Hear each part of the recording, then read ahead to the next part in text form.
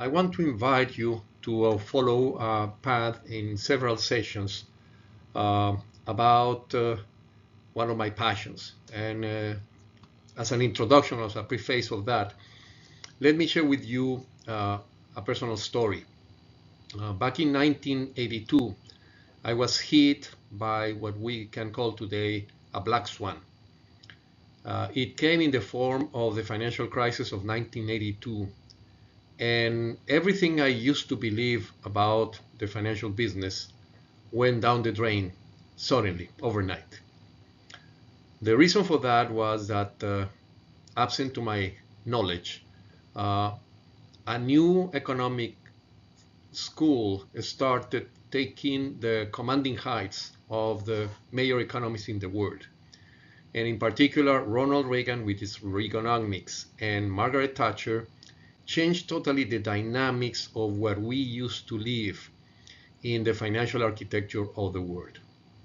Bottom line, they basically decided that the role of the government in business, the role of the states in markets, should be reduced to its minimum, and the system, thinking about the invisible hand of Adam Smith, will take care of itself. The practical point for me was that they decided to remove all the protection that the central bank under the former legislation used to give to the financial system. And I, a young guy that was managing responsibly investment from several clients, lost a lot of money when they decided overnight not to support banks. And as a consequence of that, I lost the equivalent of probably $100 million of today money, which I didn't have, by the way. So it was a big impact for me. And I started to think about something that years later, after I discovered the Black Swan book, exactly, and the author of the book, Nassim Nicholas Taleb, I learned from him a very important lesson, that is, you should drive your life to be anti-fragile. I was not aware of that at that moment, but I am really happy that my shift in my life basically went into that direction. And that's when I landed in the business of equipment leasing and financing. And obviously, being a Latin American, my field of practice essentially came for Latin America. Why equipment leasing and financing? Because my rationale at that time, which is still valid today, is that if you combine your knowledge and your energy in the financial business, the best way to allocate these two factors, energy and knowledge, is in asset-based financing, and in particular, if you can really track something that is generating new revenues and that has a value in the secondary market. That's equipment. So that's the preface of the series of presentation I'm going to share with you about something that is very dear to me and very important, which is what is the future of equipment leasing and financing in Latin America. So welcome to this series, and I hope that you are going to enjoy the different presentations. This is where we are going to follow our journey. Our journey will start by the introduction. We are going to talk about assets, about access to such assets, and the Latin American question. The American question comes now, and it's a very important question. Then we are going to review the historic and geoeconomic formation of Latin America.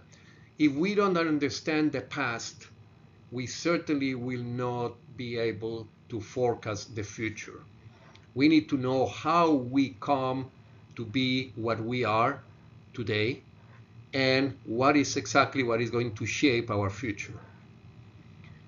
In a third phase, I'm going to drill down about a granular analysis of the region.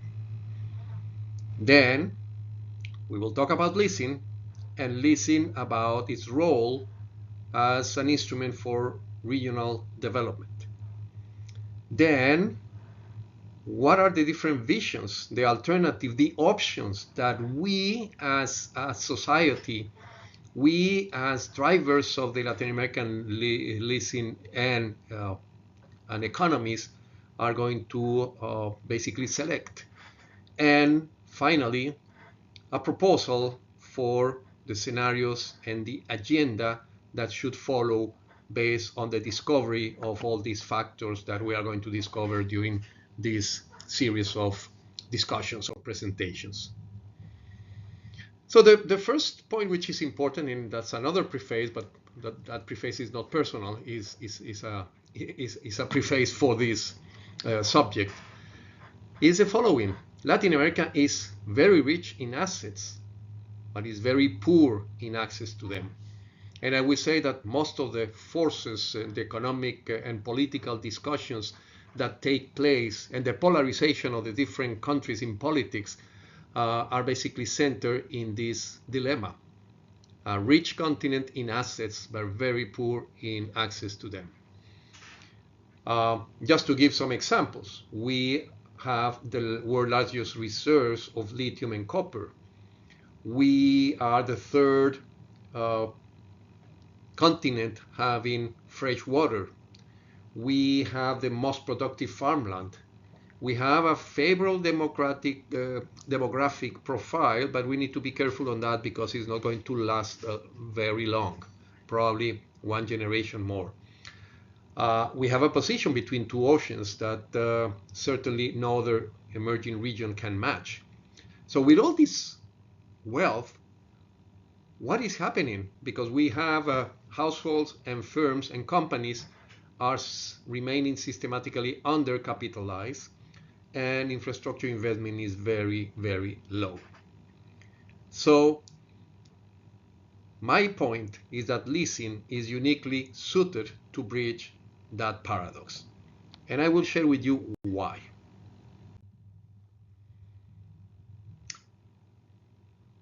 The thing is that when we ask about what happened with Latin America, the basic question is, why has the region that is so endowed in resources remained so backward with respect to the rest of the world? We cannot compare ourselves with countries and regions that are poor, the countries in the desert in the Middle East that are much richer than we are in Latin America, the countries with the scarce resources like Korea or Singapore that nonetheless are the richest countries and much richer than the countries of Latin America. So what is the reason of that paradox? There are different answers. You can blame the dependency of the 1960s. We can blame the statism failure of the 1980s. And you can blame the institutions of the years 2000. Hernando de Soto, a Peruvian economist and philosopher, I would say, wrote different books, and one of them is called The Other Path. And one of the basic discoveries that he shared with us is that there are a lot of assets that in a country like any country of Latin America are dead capital, which means they exist physically but cannot be mobilized from the economic or financial standpoint.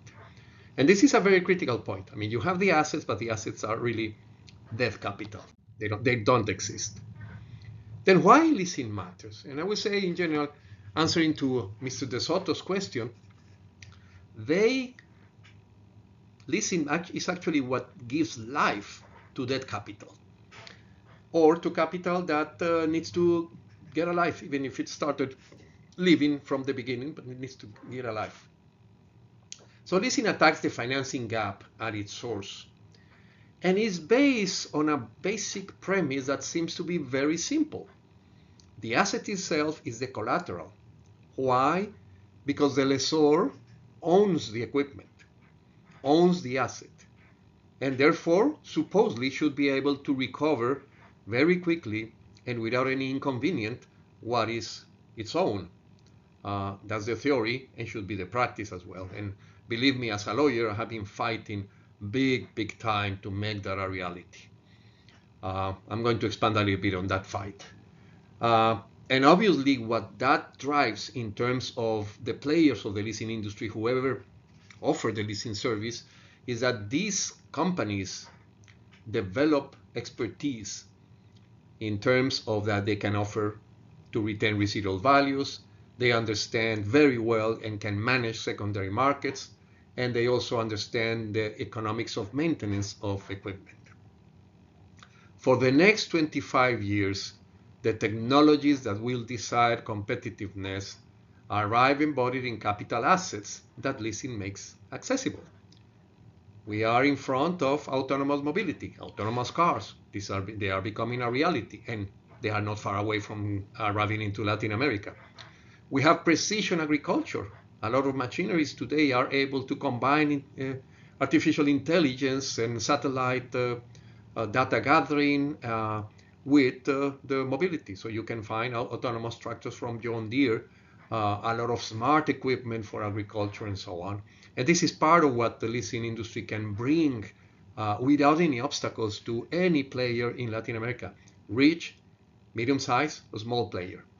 Industrial robotics is becoming another important sector. Medical imaging, the development of medicine with high sophisticated equipment, also with the support of artificial intelligence, is coming to the world and is coming to Latin America. Data centers, where all this data is being gathered and command the revolution of artificial intelligence computing by itself. Satellite connectivity that makes possible to communicate, and not only communicates, but facilitate transportation of different items from remote regions. And renewable energy that are going to basically satisfy the consumption and the development of every machine, every device, everything, even the movement of money. So these are the main reasons why leasing matters.